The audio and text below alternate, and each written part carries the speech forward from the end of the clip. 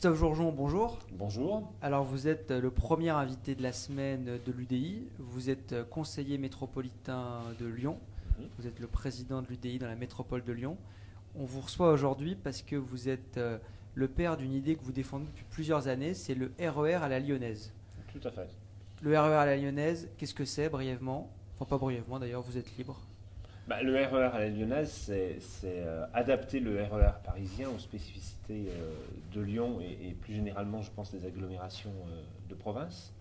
Un RER, c'est quoi? C'est des liaisons ferroviaires qui traversent la ville-centre, c'est-à-dire qui ne s'arrêtent pas en terminus en ville-centre, qui traversent donc d'est-ouest ou nord-sud, avec un cadencement, une fréquence élevée pour rendre les transports du quotidien beaucoup plus rapides, beaucoup plus aisés.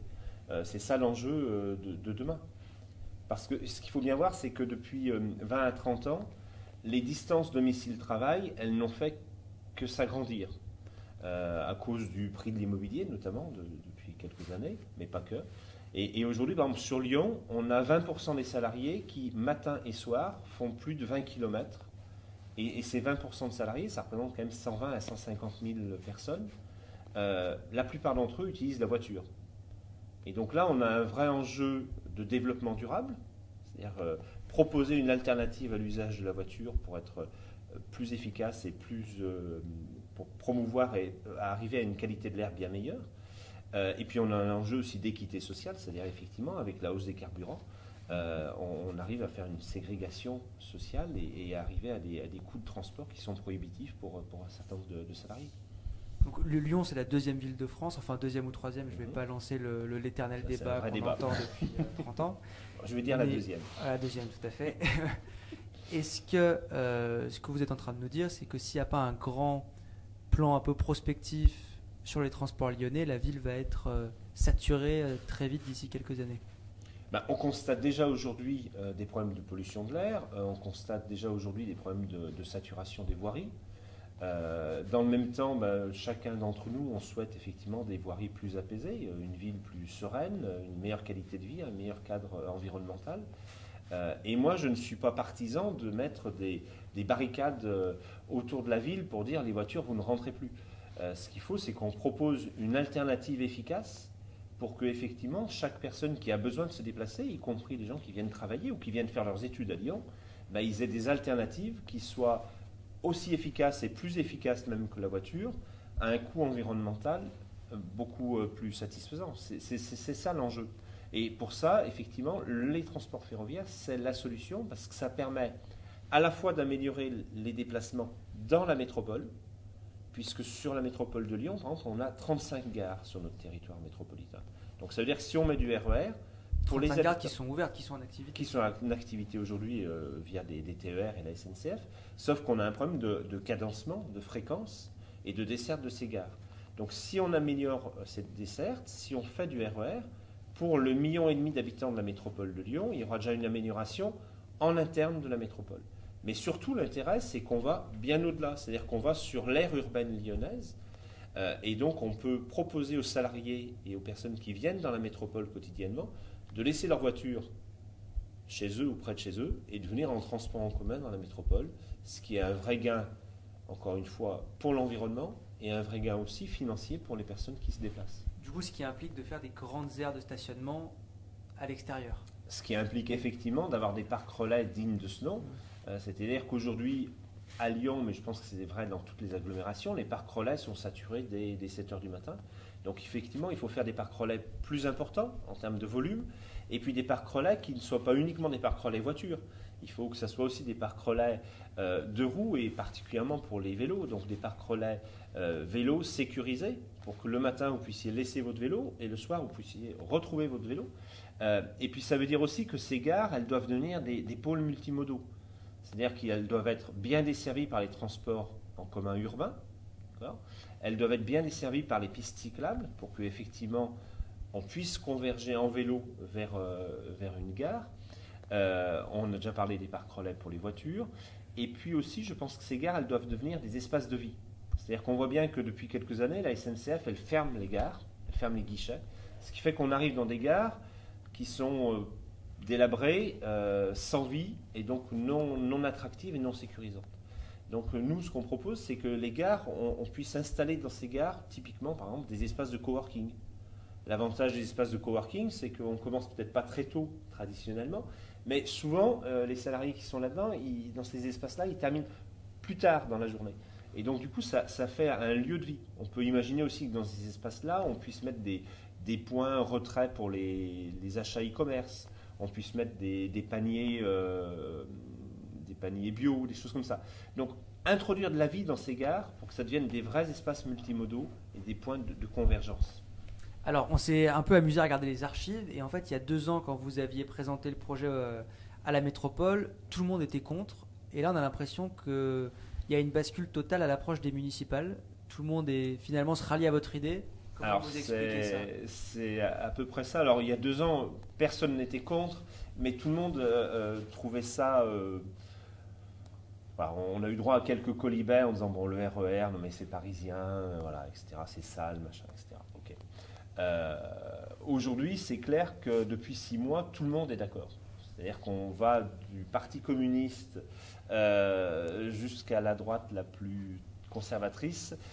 Tous soutiennent l'idée du RER à la lyonnaise et ils reprennent même nos éléments de langage, ce qui est assez amusant au demeurant, mais ce qui est une bonne chose. Ça veut dire que quoi qu'il arrive le 22 mars, puisqu'on est aussi dans une campagne électorale, ce projet de RER, il va voir le jour et c'est ça qui est important. Et c'est vraiment une fierté pour nous, élus UDI de la métropole de Lyon.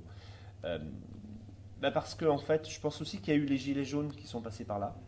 Et effectivement, la revendication des Gilets jaunes, c'était entre autres le coût que représentait pour un certain nombre de foyers les trajets domicile-travail. Et le ferroviaire, ça peut être une réponse. Ce n'est pas la seule solution, mais c'est fait partie des solutions qu'il faut mettre en œuvre. Et puis il y a aussi une prise de conscience environnementale qui va crescendo, et c'est une bonne chose. Et là aussi, entre une personne seule dans une voiture qui fait 100 km par jour et des personnes dans un RER, le bilan carbone, il est incomparable. Et puis aussi, enfin, c'est peut-être le dernier point, les métropoles, les grandes agglomérations, ce sont des territoires très dynamiques au niveau économique. Et ça, c'est au niveau mondial, et c'est une chance pour les territoires autour. Moi, je ne vois pas la métropole comme étant un territoire qui se barricade et qui augmente sa richesse toute seule. La métropole, elle doit être au contraire en coopération avec les territoires. Et le RER, ça permet aussi, non seulement que les salariés ou les étudiants puissent se déplacer plus facilement, mais ça permet aussi une relocalisation éventuelle d'activités économiques. C'est-à-dire que si les territoires d'une aire urbaine sont connectés de manière efficace, l'entreprise qui cherche un lieu d'implantation, elle ne s'installera pas forcément au cœur de l'agglomération, mais elle préférera peut-être s'installer un peu plus loin en sachant qu'effectivement, les déplacements sont facilités.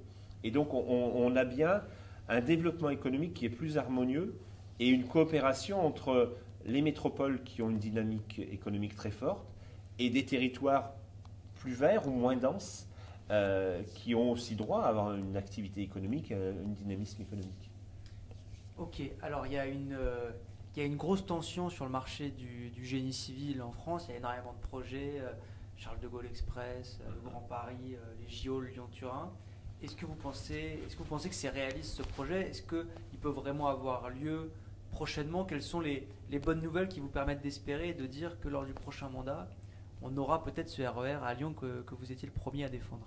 Alors, je pense qu'il est raisonnable de penser que le RER à la lyonnaise, il est livrable à 5 à 8 ans. C'est-à-dire c'est à peu près la fin du prochain mandat, au moins dans une phase 1 qui est une phase déjà très ambitieuse. Parce que c'est d'abord réutiliser les infrastructures qui préexistent. Je veux dire, on ne va pas refaire des voies ferrées, les infrastructures, dans la grande majorité, elles existent. Donc c'est les réutiliser, c'est rentabiliser les investissements qui ont déjà été faits, ce qui est quand même aussi une bonne chose, c'est-à-dire au lieu de refaire des investissements, rentabilisons ce qui a déjà été fait. C'est pour ça que la faisabilité, elle est vraiment à court terme, et elle devient d'autant plus, d'actualité qu'en mai de cette année, Elisabeth Borne, qui est donc ministre des Transports, a annoncé à Bordeaux qu'elle lançait un appel d'offres pour réaliser des RER au niveau des métropoles, avec un financement de l'État à hauteur de 2,6 milliards d'euros. Alors, ce qui est symbolique au niveau national, mais ce qui est une vraie révolution, parce que c'est la première fois que l'État français annonce qu'il est prêt à participer au financement des transports du quotidien en province. C'est-à-dire traditionnellement, l'État participe au financement des transports de l'Île-de-France, mais n'allait pas jusqu'à la province. Et donc c'est une vraie révolution au niveau de l'État et du gouvernement. Et donc du coup, je pense que là-dessus, il faut vraiment qu'on saisisse la balle au bond et qu'on avance très fort. C'est pour ça que moi, j'ai écrit au président de la région Auvergne-Rhône-Alpes, qui est un président LR, Laurent Wauquiez pour ne pas le nommer, et au président de la métropole, qui est un président En Marche, David Kimmelfeld, pour leur dire à l'un et à l'autre qu'ils avaient l'obligation de travailler ensemble, main dans la main, pour proposer un projet, déposer un projet avant le 31 décembre 2019, puisque c'est l'échéance qu'a fixée Elisabeth Borne. Et ça va se faire, vous pensez ?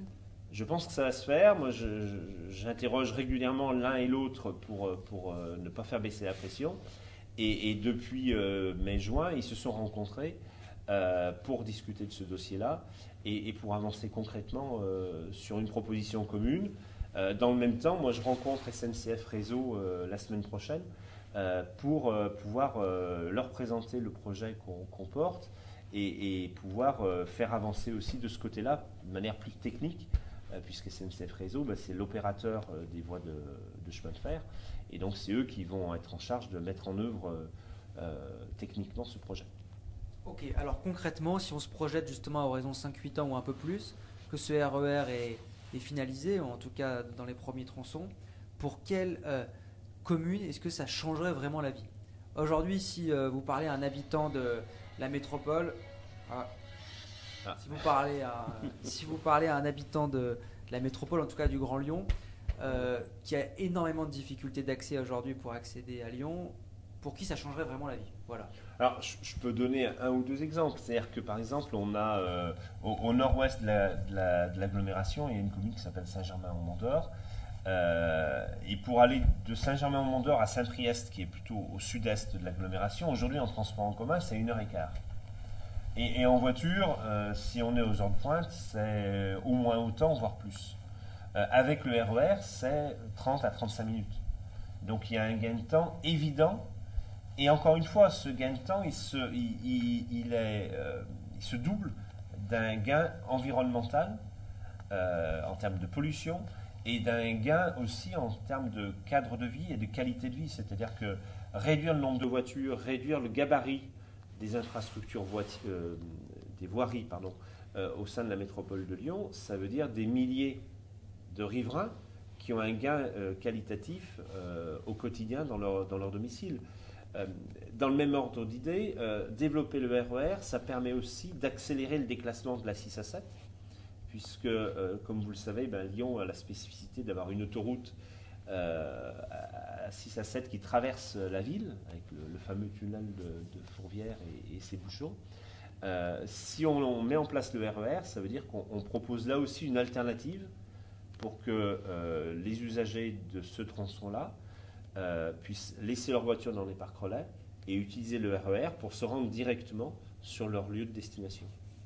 Ok, alors vous parliez de la voirie.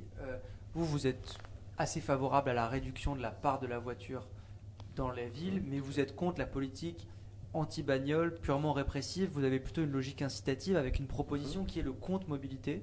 Oui. Est-ce qu'on peut un peu en parler ? Bien évidemment.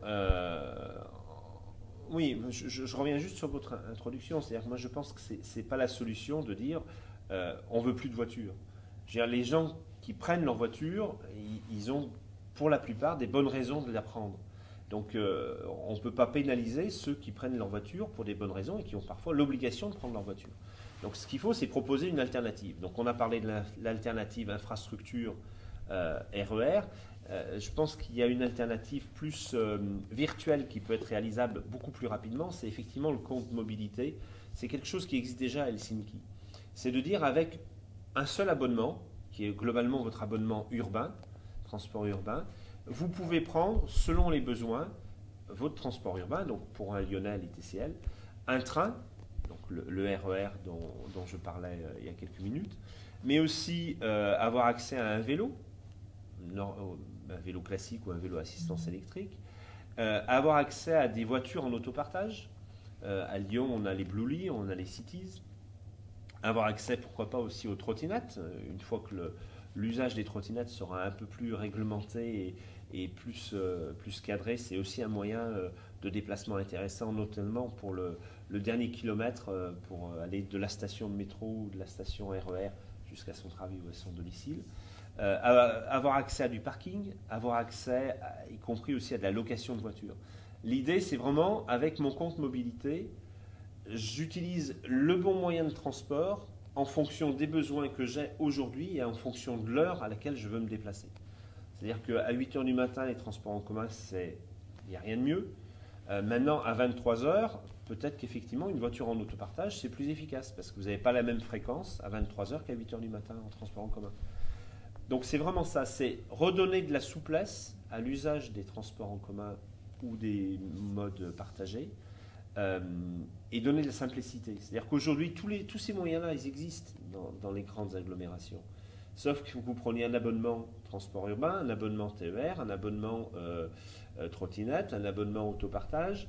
À chaque fois, vous versez des chèques de caution. À chaque fois, il y a des cartes différentes, des applications différentes. Donc, c'est intégrer tout ça pour que ça soit transparent pour l'utilisateur et que ça soit, en fonction de mes besoins, j'ai le moyen de déplacement pertinent et efficace à ma disposition. Donc on centralise l'abonnement, ça ramène à un autre débat, c'est qu'une fois qu'on a un abonnement unique, il y a un grand débat qui anime la plupart des métropoles européennes, c'est en gros, est-ce qu'on rend cet abonnement gratuit ou pas? Alors gratuit, ça n'existe pas, en fait c'est financé par l'impôt. Vous êtes plutôt sur quelle position sur la gratuité des transports en commun? Plutôt position, on les rend gratuits, donc on les finance par l'impôt, ou on garde un financement par la contribution de l'usager en fonction de son usage qui est propre? Alors moi je suis par principe contre ce qui est gratuit. Parce que tout a un coût et je pense que c'est important que quand on utilise un service, on se rende compte que ça a un coût. Sur les transports en commun, il y a des tarifs qui sont adaptés en fonction des publics. Je veux dire, il y a des tarifs sociaux, il y a des tarifs pour les seniors, il y a des tarifs pour les étudiants. Pour les salariés, il y a une contribution de l'entreprise qui fait que l'abonnement est pris en charge à 50% par son employeur. Donc du coup, aujourd'hui, un abonnement de transport en commun, c'est quelque chose qui est abordable. Et donc je pense que c'est quelque chose qui n'est pas un enjeu.